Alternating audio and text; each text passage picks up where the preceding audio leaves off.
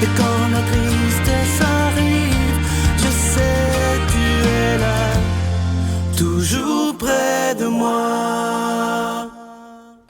Bon lundi, j'espère que vous allez bien, que la fin de semaine a été bonne et comme on le fait à tous les lundis, on rejoint quelqu'un qu'on apprécie énormément. Merci de tous vos commentaires. Il s'agit de Jean-Marc Chaput, on le rejoint. Le Seigneur est mon berger, je ne manque de rien. Sur des prés d'herbes fraîches, il me fait reposer. Il me mène vers les eaux tranquilles et me fait revivre. Il me conduit par le juste chemin pour l'honneur de son nom. Si je traverse les ravins de la mort, je ne crains aucun mal, car tu es avec moi. Ton bâton me guide et me rassure. Tu prépares la table pour moi devant mes ennemis. Tu répands le parfum sur ma tête et ma coupe est débordante. Grâce et bonheur m'accompagnent tous les jours de ma vie. J'habiterai la maison du Seigneur pour la durée de mes jours.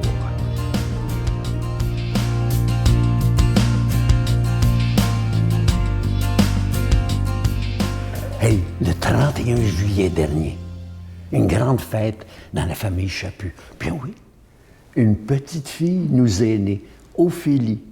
C'est la fille de ma petite fille. Incroyable. Ben, vous le saviez, on est déjà arrière-grands-parents, maman et moi, et une autre fois, on l'est encore. La tribu s'agrandit. Incroyable. Et je regardais un peu le point de départ de tout ça. Le 4 mars 51. Je demande à ma femme de vouloir m'attendre, qu'on va se marier ensemble, avoir une famille. C'est incroyable. On est tout jeune. Le 4 mars 51, j'ai pas 21 ans. Et ma femme a 18 ans et demi. Et pourtant, c'était déjà là. Puis, le 14 février 53, on se marie. Ben oui, il y a 60 ans. On s'est mariés. Et depuis ce temps-là, 5 enfants sont nés. Depuis ce temps-là, 22 petits-enfants ont paru sur Terre. Et depuis ce temps-là, 2 arrière-petits-enfants apparaissent. Une tribu de 30 bientôt, puisqu'on attend un autre bébé. 30 descendants directs. 30 personnes qui, le 14 février 53, n'étaient pas là.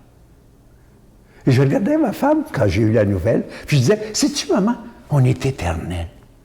Parce qu'on va vivre dans chacun de ces êtres-là pendant des siècles. Et c'est pas moi qui l'ai inventé, ça, c'est mon père. Mon père mourant, à qui je disais, la chose la plus difficile que je vais avoir, c'est de plus t'avoir auprès de moi pour pouvoir te parler, échanger comme on fait ce soir, au clair de lune le long de la rivière. Puis il m'a regardé avec un beau sourire, il m'a dit, voyons, Johnny, il m'appelait Johnny, voyons, je suis dans chacun de tes enfants, chacun de tes petits-enfants. Je vais toujours être là. Si tu formes une famille. J'en reviens pas. Je suis tellement excité par ce fait-là. Je trouve que, dans le fond, on ne parle pas assez de la famille. On ne parle pas assez de la suite. On a l'impression que des enfants, ce sont des êtres qui apparaissent et qui disparaissent. Mais non, ce sont des êtres qui nous continuent. Des êtres qui sont totalement différents de nous. Et de l'autre côté, semblables à nous, qui ont les mêmes idées, les mêmes yeux quelquefois, les cheveux, ils sont nous jusqu'à un certain point. Nous sommes tous éternels. Qui suivra? Pourquoi on n'en parle pas de la famille? Il y a 2000 ans, il en parlait. Il disait la famille. Notre Père qui es aux cieux, que ton nom soit sanctifié, que ton règne vienne, que ta volonté soit faite sur la terre comme au ciel. Donne-nous aujourd'hui notre pain de ce jour. Pardonne-nous nos offenses comme nous pardonnons à ceux qui nous ont offensés. Ne nous laisse pas entrer en tentation, mais délivre-nous du mal, car c'est à toi qu'appartient le règne, la puissance et la gloire pour les siècles des siècles. Amen. Un acte d'amour pour Noël.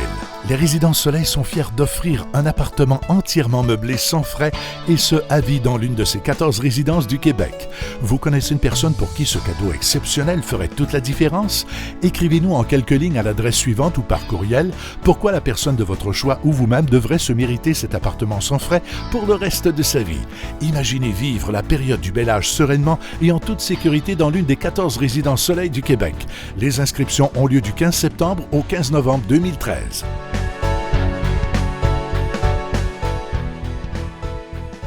Je sais qu'il y en a qui vont être très, très contents à chaque fois, chaque mois de novembre. Je sais que vous êtes des milliers à être heureux parce que vous attendez l'Ange de Noël. Cette année, c'est évidemment la collection 2013. Comme toujours, il est en épinglette, il est plaqué argent. Et sur ses deux petites mains, c'est orné de deux petits zircons. Je vous rappelle que cet Ange de Noël, il est déjà béni. Ça se donne bien en cadeau. Et je sais qu'il y a beaucoup de personnes qui en font la collection. Alors, cette année, c'est la collection 2013. Je vous promets, évidemment, on est au mois de novembre, vous allez le recevoir très rapidement. Alors, merci de tout cœur de votre don. Je vous rappelle qu'on doit payer pour être à la télévision, que ce soit pour la production et la diffusion. Je vous rappelle aussi que vous recevrez aussi un reçu pour fin d'impôt. Et moi, je vous dis d'avance, merci de votre grande générosité en ce mois de novembre. Je vous donne l'adresse. La Victoire de l'Amour, casier postal 120, succursale Boucherville à Boucherville, le J4B 5E6, je vous la redonne. La Victoire de l'Amour, casier postal 120, succursale Boucherville à Boucherville, le J4B 5E6. Également par téléphone du lundi au vendredi de 9h à 16h dans le 514-523-4433, 523-4433 ou sans frais, le 1-888-811-9291, 1-888-811-9291 et aussi sur notre site Internet, le www.lavictoiredelamour.org. Et évidemment, vous pouvez toujours faire votre don aussi sur notre page Facebook, qui est La Victoire de l'Amour, page officielle sur Facebook. Imaginez, on est maintenant plus de 28 000 personnes sur cette belle page. On fait une belle famille virtuelle tous ensemble. Alors, merci de tout cœur de votre grande générosité.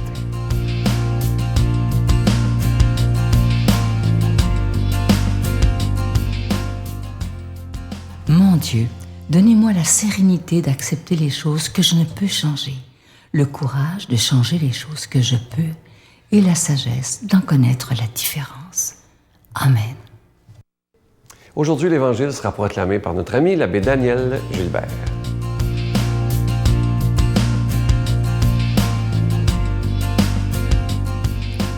Jésus était entré chez un chef des pharisiens pour y prendre son repas.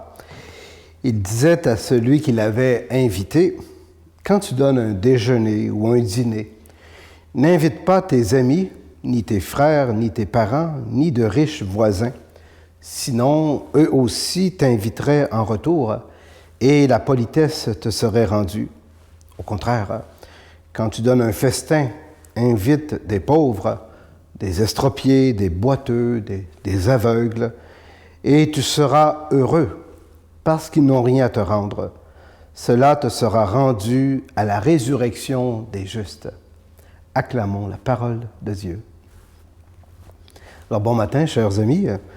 Nous sommes déjà rendus au mois de novembre. Alors, l'automne nous rappelle que les saisons passent et que nous autres aussi, nous passerons tous un jour. Hein? Alors, en attendant, il faut bien sûr profiter de la vie, de tous ces bons moments que nous partageons avec nos proches, ne sachant pas, bien sûr, quand nous serons séparés d'eux. Bon, c'est pour ça qu'on est invité à profiter de chaque instant. Et justement, Jésus, il est invité aujourd'hui chez un chef des pharisiens à un dîner. Vous voyez, Jésus, il n'y a pas juste des adversaires chez les pharisiens. Non, il y a des gens, les pharisiens qui sont amis de Jésus. Alors, il est apprécié, bien sûr, de quelques-uns d'entre eux. Alors, partager la table de quelqu'un, on le sait, c'est partager certaines valeurs communes, valeurs de l'accueil, certainement. Donc, pour Jésus, chaque rencontre, même si c'est des rencontres un peu plus officielles, c'est une occasion pour lui d'enseigner le royaume, d'enseigner sa manière de concevoir le royaume de Dieu. Et ici, la remarque qu'il fait à son hôte peut nous surprendre. Parce que moi, ça me surprend à chaque fois. Quand tu donnes un festin, invite des pauvres. Invite pas tes amis, invite des pauvres, des boiteux, des estropiés. Bon, je me suis toujours demandé pourquoi Jésus faisait une telle remarque à cet homme-là, et peut-être qu'on vous posez la question aux autres aussi ce matin, hein? Mais pensons-y, là, franchement, ce matin, puis honnêtement, qui d'entre nous, à nos fêtes de Noël là, qui approchent, là, hein, vont penser à inviter des pauvres de leur quartier à leur fête de famille? Oh, ça me surprendrait, mais moi, je ne le ferai pas, hein? Bien sûr, il y a des soupes populaires, il y a des repas spécialement conçus pour les plus démunis par des œuvres de charité, des choses comme ça, hein? Et tout ça est compréhensible, hein? Mais quand on arrive dans nos familles, dans nos maisons, bien sûr qu'on invite nos familles puis nos proches. Mais le fait est que ce pharisien donne un repas, on pourrait dire, dans le cadre de ses fonctions. C'est ça un petit peu la différence que Jésus va apporter. Vous savez, un peu comme un chef d'entreprise donne un repas pour ses employés, ou un ministre, par exemple, qui va faire un repas bénéfice pour le parti, qui va recueillir des fonds, ou tout simplement faire du social. Alors Jésus sait très bien que les pharisiens profitent, et c'est ça que Jésus veut un peu dénoncer, les pharisiens profitent de leur statut, ils profitent de leur autorité, de leur privilège, on pourrait dire, et du pouvoir que cela leur donne, souvent sur le dos des plus démunis. Mais une chose aussi très importante à comprendre, hein, Jésus parle de la résurrection des justes, et les pharisiens croyaient à la résurrection des justes. Alors c'est comme si Jésus veut enligner le pharisien et nous enligner, nous autres aussi, ce matin, pour nous faire comprendre que tout ce qu'on accomplit ici, en ce monde, va avoir un jour des répercussions dans la vie à venir. Et c'est ça que les pharisiens enseignaient. Donc, donner des repas comme ça, juste pour les notables et puis les gens importants, c'était comme oublier que dans le royaume de Dieu, là, il va y avoir des pauvres aussi qui vont avoir leur place. Alors, pourquoi pas commencer tout de suite aujourd'hui à ouvrir nos portes, à ouvrir, bien sûr, à faire des choses spéciales pour aider les plus démunis autour de nous, parce que tout ça, ce qu'on sème aujourd'hui, on va le récolter d'une manière plus grande, on pourrait dire, dans l'éternité, à la résurrection des justes. Ça, c'est notre croyance à nous autres aussi. Les chrétiens, Jésus est mort, il est ressuscité, eh bien, nous devons vivre comme Jésus nous l'a enseigné, puis d'avoir cette ouverture-là, on pourrait dire, à l'autre, aux plus petits, surtout dans le temps là, de novembre-décembre qui approche, là, pour le temps des fêtes. Alors, peu importe, on sait que tout le monde est généreux, tout le monde fait sa petite part, et c'est comme ça qu'on participe déjà à la résurrection des justes. Alors moi, justement, je demande au Seigneur de vous bénir, puis de bénir toutes vos œuvres de charité, vos petits gestes de partage et d'amour envers les autres, au nom du Père et du Fils et du Saint-Esprit. Amen. Alors, passez une belle journée. Je vous salue Marie, pleine de grâce. Le Seigneur est avec vous. Vous êtes bénie entre toutes les femmes, et Jésus, le fruit de vos entrailles, est béni. Sainte Marie, Mère de Dieu, priez pour nous pauvres pécheurs, maintenant et à l'heure de notre mort. Amen.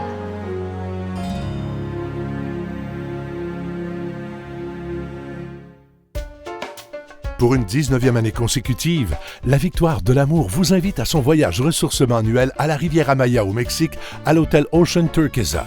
2 semaines de ressourcement spirituel à compter du 17 janvier 2014, avec célébration eucharistique quotidienne en compagnie de Sœur Angèle, l'abbé Donald Thompson et Sylvain Charon. Informations et réservations à Voyage Intermission au 514-288-6077 ou sans frais au 1-800-465-3255.